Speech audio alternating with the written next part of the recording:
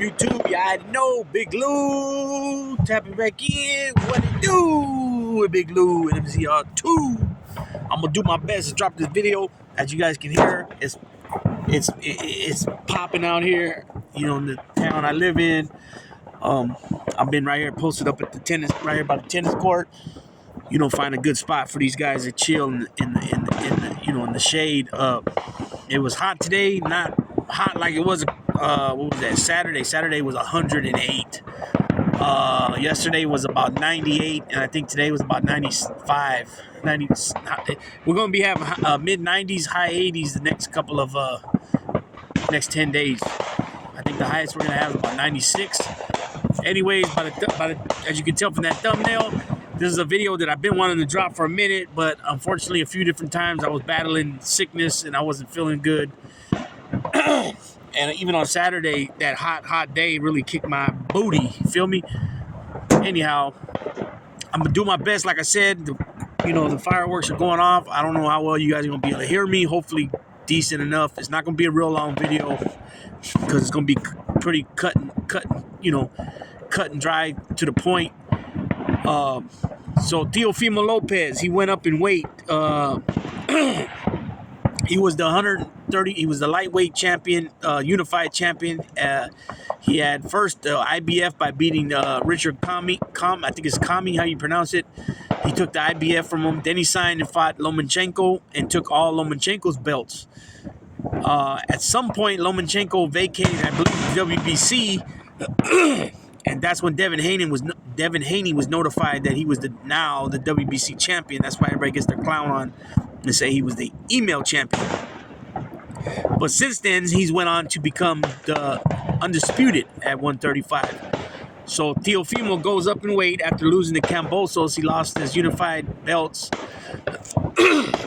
As we all know, if you don't know, Kambosos ends up losing to Haney. Haney becomes the undisputed by taking all his belts along with the WBC that he had to become undisputed, meaning he holds the WBC, WBA, WBO, and IBF, along with the Ring Magazine belt, and he's also the lineal champion in name. Then he rematches. He gives him a rematch on his home soil again in Australia and defeats him again.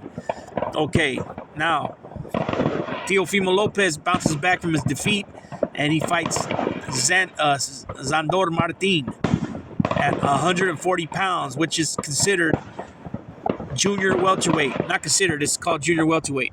Okay, if you guys don't know, Sandor Martin is the one who defeated Mikey Garcia in Mikey Garcia's last fight, and Mikey Garcia ended up retiring. So, Teofimo Lopez didn't really look good in that fight, in my opinion. I believe he got outboxed. He just got outworked, but he got the win. Okay.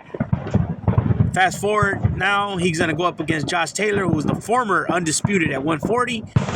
And at that fight, he was currently the WBO and the Ring Magazine ring champ. Teofimo goes in there and handles his business, looking real good. I mean, he looked excellent. You know what I'm saying? And the three fights that Teofimo Lopez shined was becoming the IBF champ at lightweight by defeating Richard Comey, then becoming unified champ by beating Lomachenko, and then going up in weight and defeating Josh Taylor at 140.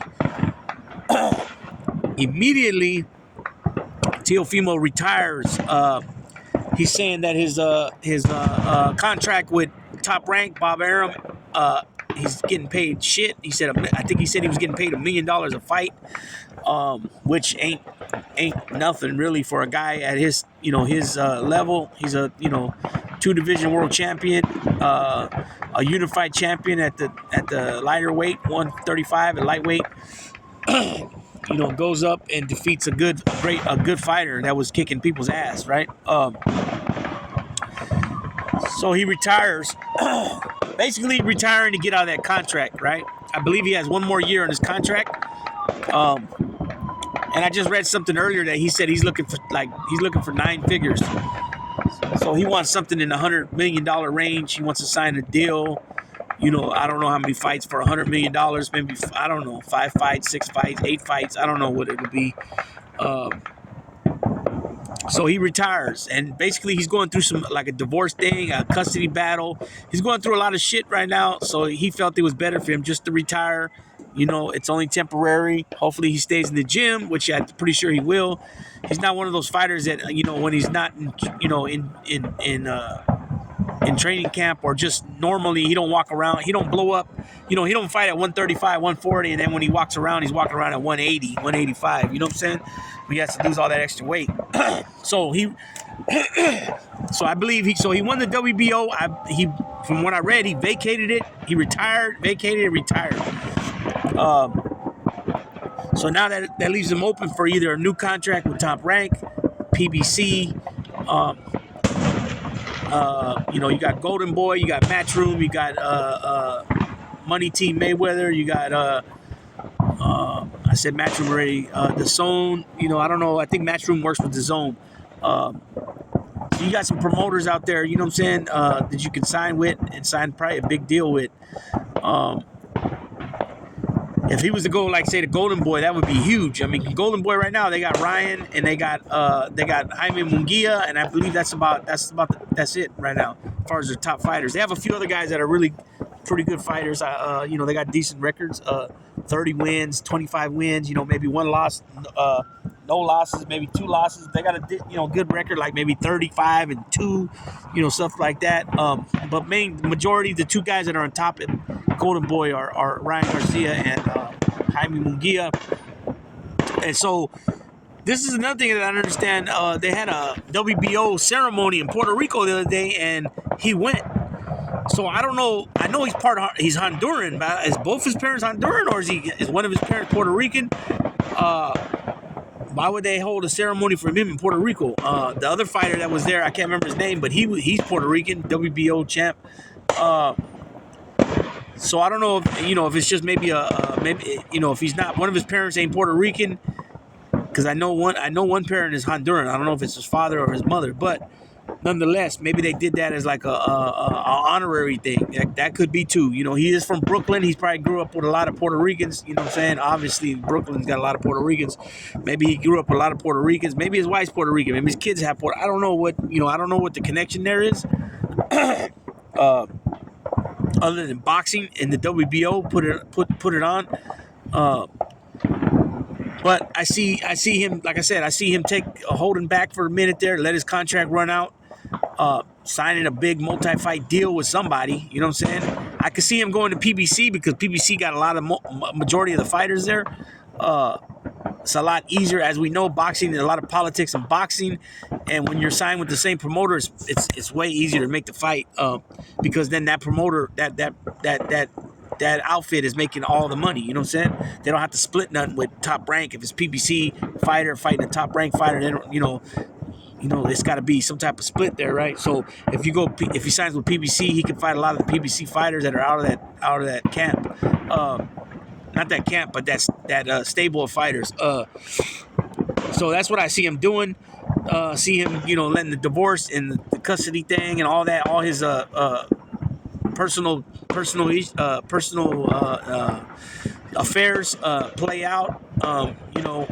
Because obviously if he signs right now and they reconstruct his contract and he signs a new deal, it's going to be a lot more money. Therefore, he's going to have to give up a lot more money, right? So I don't know how that works with, as far as the divorces and all that. Obviously, he's somewhat wealthy. Even in making $1 million a fight, it's still somewhat wealth. But you figure you got to pay your trainer, your personal chef, your all the things that comes with training. You got to pay your manager, your promoter, all that. All them people get paid. The sanctioning body that you hold the belt for. All those belts, like when somebody's undisputed, like Jermell Charlo or Canelo Alvarez or Devin Haney, these guys are paying. I'm not sure if it's yearly or annually or how that works, but I know they pay the sanctioning body for those belts, and it's not real cheap. I mean, you're talking some racks, Probably, I heard somebody say it one time. I don't know if it was Bill Haney. Somebody said it. It might have been Kenny Porter. Sean Porter's dad, he said something like $40,000 a belt or something like that. I'm not. So if you're undisputed, you got 4 belts right there. So I don't know if every sanctioning body's the same or not. But anyways, I see him playing it out, letting his contract run out, signing obviously a multi-fight deal, maybe maybe a 4-fight deal, 5-fight deal with DAZN, with somebody, for a big deal, just like Canelo. You've seen Canelo doing it.